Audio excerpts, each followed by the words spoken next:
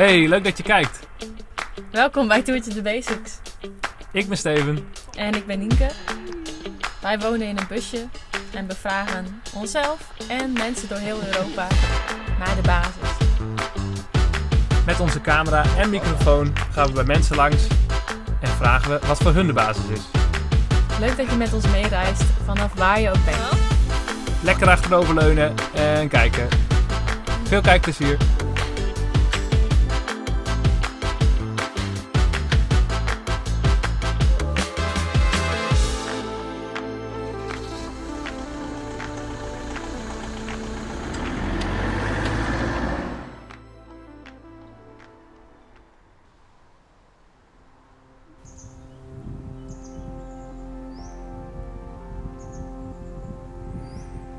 En dat heeft mij ook wel wat gekost hoor, want ik bedoel, vroeger ging ik dan op pad. Ik wou de nomade zijn en dan was ik ergens, kwam ik aan en heimwee en oh mijn hemel. Zo.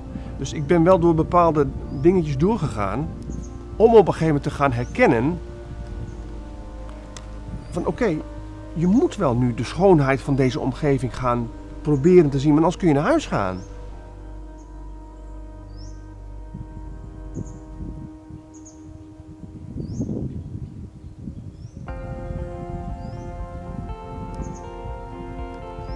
Leuk dat je even met ons meereist.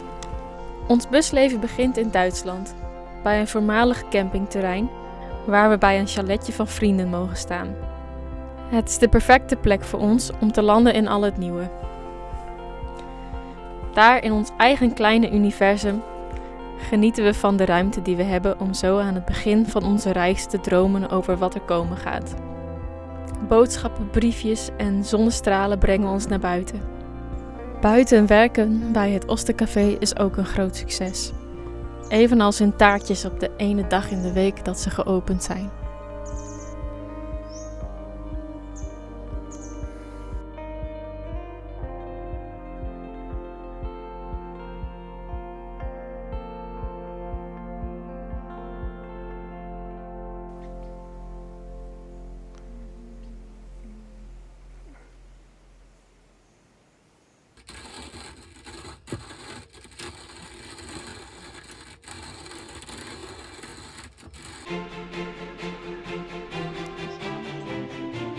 De nieuwe situatie is een mooi moment om nieuwe gewoonten aan te leren.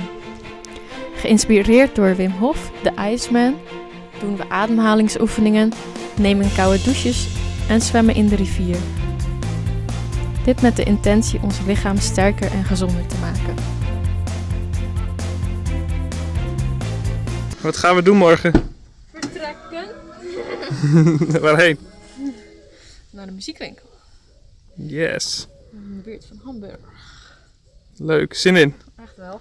En wat gaan we daarna doen? Dan gaan we een plek vinden om te slapen. Voor een paar nachten, denk ik.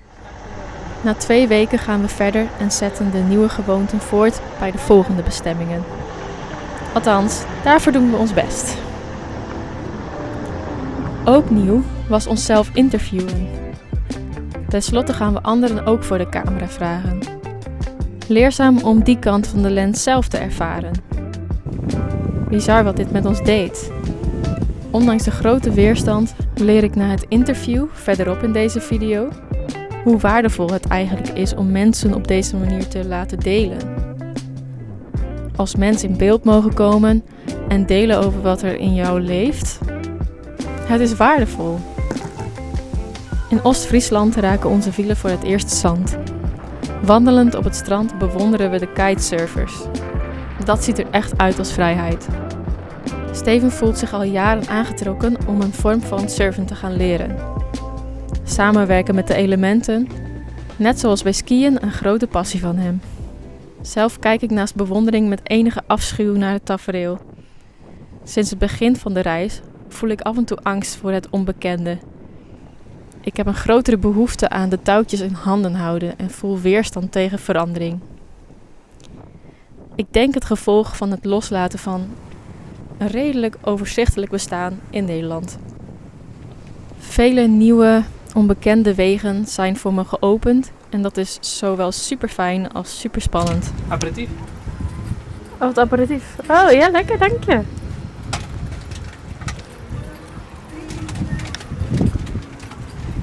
Langzamerhand ontdek ik wat ik allemaal kan doen met al deze vrijheid. Schrijven, werken, lezen of gewoon even helemaal niks. Steven reageert op zijn eigen manier op de veranderingen. De bus is een kleine woonruimte en soms bevliegt dit hem met een claustrofobisch gevoel. Alsof hij zichzelf niet kan bewegen, zonder iets omver te stoten of zichzelf voor zijn hoofd te stoten. Hij kijkt er naar uit om zich steeds meer thuis te voelen in de bus. Soms, wanneer hij gewoon even aan het omrommelen is in de bus, ziet hij alles even vanaf een afstandje en denkt hij: wauw, we wonen hier gewoon. De bus werd ook uitgedaagd. Nou, we staan op het strand. En toen we hier kwamen was het dan een beetje diep zand. Dus het wordt een beetje spannend of je wil wegkomen. Heb je al met je voet zo net Ja, ik heb een spoor gemaakt. spoor gemaakt voor ons? Oké, ik ben heel benieuwd. Dan gaan we. Als we het eerste stuk maar wegkomen, dan zit het wel goed.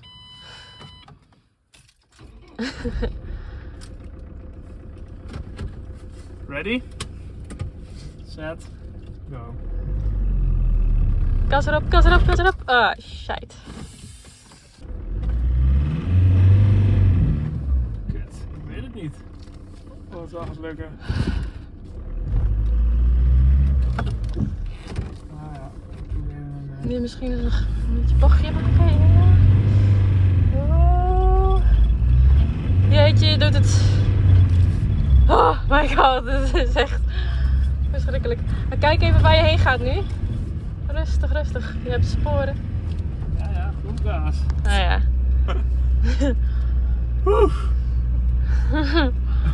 Vond je het spannend? Ja, ik vond het wel spannend. Crisis. Ja, even een beetje naar achteren en naar voren. Dat wou niet in één keer. Nee, dat zeker niet in één keer. Weer eenmaal op het vertrouwde asfalt gaat onze reis verder naar Wirjan en Kirsten. Waar we een foto- en videoclus hebben voor Natuurtalenten, het bedrijf van Wirjan. We zijn hier warm en gastvrij ontvangen en hebben hier hele fijne dagen gehad. We hebben erg genoten van het meebeleven en het vastleggen van beelden tijdens de outdoor teambuilding dagen. Leuk om te zien hoe de deelnemers uitgedaagd werden om creatief te denken en hoeveel lol ze hadden in het uitvoeren van de opdrachten. Nu was het tijd om te vragen of Wirjan ook voor ons project op de camera wilde. Ik kom oorspronkelijk uit de horeca. Ben als kok veel gereisd, veel hard werken. Ben hier in Noord-Friesland aan de Noordzee aangekomen en ben daar ook vrij snel voor mezelf begonnen. Ik heb een kleine wafelbakkerij. We verkopen verse vanillewafels. En dat loopt op zich hartstikke goed. En ik merkte op een gegeven moment dat ik een beetje... Ik kon daardoor een beetje meer spare time krijgen. Een beetje meer mijn eigen tijd gaan indelen.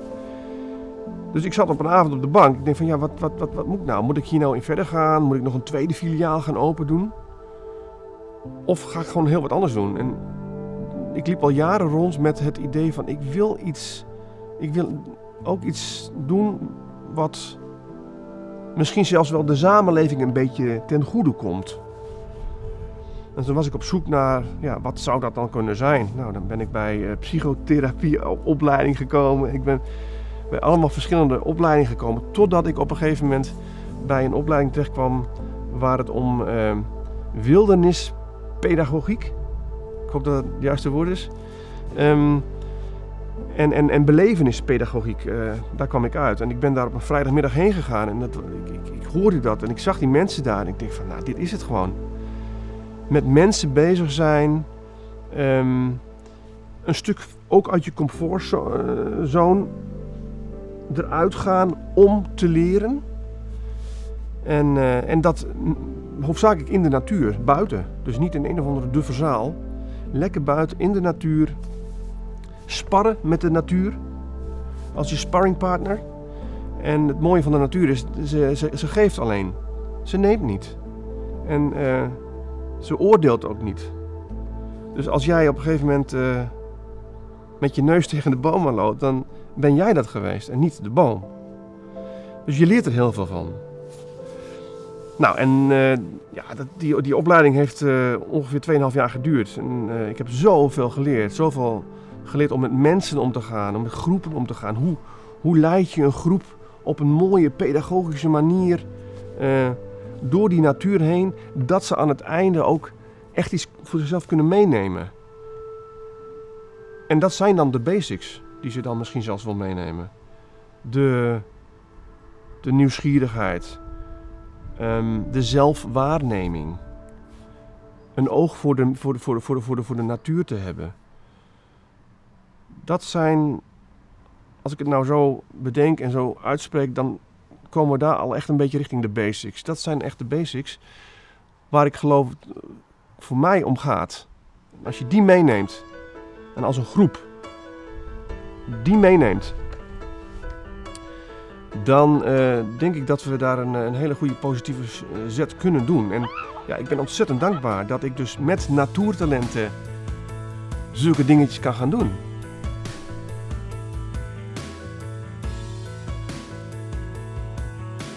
Dat ik in een straat of in een omgeving woon waar misschien zelfs iedereen wel zijn eigen plekje heeft, maar waar we toch ook heel veel delen.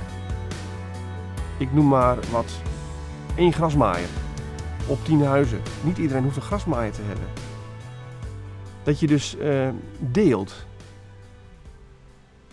Dat je misschien gezamenlijk kookt.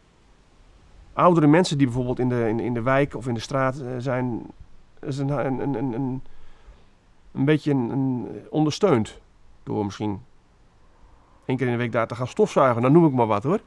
En die misschien aan de andere kant weer een beetje op de kleintjes zouden kunnen passen. Gedurende papa en mama weer aan het werk zijn, bijvoorbeeld. Dus ja, als zoiets er is, dan geloof ik dat dat wel een droomplek is. En als de natuur natuurlijk ook nog mooi is, hè, je hebt mooie weilanden om je heen. Ik kom zelf uit de zuidoosthoek van Friesland. Beetse Zwaag, die omgeving, dus heel veel mooie bossen, zandgrond. Maar ook de verbinding naar de meren, de Friese meren, hè, Smalle E, die hele hoek daar. Dus oké, de omgeving speelt ook mee. Maar om het even op het punt te brengen, is dat geloof ik, dat zal mijn droomplek zijn. Ja. Gezamenlijk het clangevoel weer hebben. Ja. Nee, wat bijvoorbeeld een bepaalde plek op deze planeet is. Ja. Tuurlijk zijn er fantastisch mooie plekken. Ik had je vorige week ook gezegd van ik ga volgend jaar fietsen in Engeland. En op het moment dat de zon opgaat bij Stonehenge, dat zijn dingen gewoon, oké, die staan op mijn bucketlist. Die wil ik gewoon doen. Dat wil ik gewoon zien. En dat is dan op dat moment mijn droomplek. Want ik geloof, zo zit ik ook wel in elkaar hoor, dat als ik op een bepaalde plek zou blijven zitten, dan ga ik op een gegeven moment denken van en nu? Dus ik ben op dat moment wel een soort traveling dude. Zo, ik ben een nomade. Ja, dus de droomplek is voor jou niet nee. 1 plek. Nee, het is niet 1 plek. Het is deze planeet, dit universum. En dat heeft mij ook wel wat gekost hoor. Want ik bedoel, vroeger ging ik dan op pad. Ik wou de nomade zijn en dan was ik ergens, kwam ik aan en heimwee en oh mijn hemel. Zo. Dus ik ben wel door bepaalde dingetjes doorgegaan om op een gegeven moment te gaan herkennen van oké, je moet wel nu de schoonheid van deze omgeving gaan proberen te zien, maar anders kun je naar huis gaan. Dat wou je ook niet. En dat wou ik ook niet. Dus ik heb geleerd om dan op een gegeven moment te zeggen van oké, dan gaan we eens kijken wat hier mooi is. Nou ja, die steen is bijvoorbeeld heel erg mooi. Of die boom. Dus het was een leerproces. En daar ben ik nu wel een beetje aangekomen. Dat ik dat echt nu niet alleen kan zeggen, maar ook kan voelen. The whole world is my place. Zonder grenzen. Word weer nieuwsgierig. Laat het kind wat in je zit. Wat vroeger in de regen speelde. Wat met modder aan het kliederen was. Laat dat weer een beetje naar boven komen. Activeer dat maar. Want het kan heel gezond zijn en heel reinigend zijn. Dus dat zou ik heel graag willen meegeven. Doe eens gek. Spring eens in diepe. Spring eens in de sloot. En denk niet te veel met je hoofd. Ga ook een beetje meer naar de intuïtie, naar je buikgevoel. En als je ergens zin in hebt, dan doe het. Is het klaar? Dus ik lijf weer dan. Doei doei. Doei.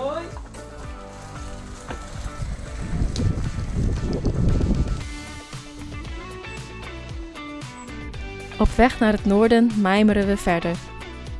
Kunnen we nieuwsgierig blijven naar het onbekende voor ons? Kunnen we ons nog echt verwonderen over dingen? Zouden wij ons ook thuis kunnen voelen? In de plekken waar we allemaal terechtkomen. Bedankt voor het meereizen en tot de volgende keer. Schatje, dan zijn we nu officieel in Scandinavië. Wat vind jij daar nou van? Ja, we zijn echt in het ruige noorden. Ja, Koud. kijk hoe ruig dit eruit ziet allemaal. Heftig. Hier geen asfalts meer. Gewoon de weg af. That's it. Ruig. Ja, gewoon ruig. Oh, alles is in één keer vet rare prijzen. Hoe duur is dit? Geen idee. Oh nee, deze kronen. Ja, 14 is het. 14 watt. We zijn buitenlanders. Ja, gedeeld door 7. Straks is het wel goedkoper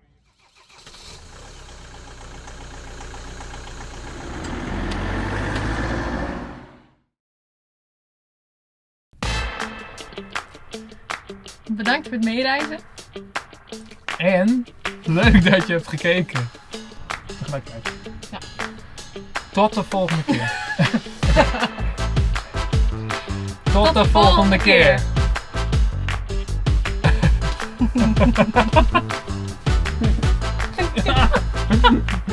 Niet kijken, niet kijken.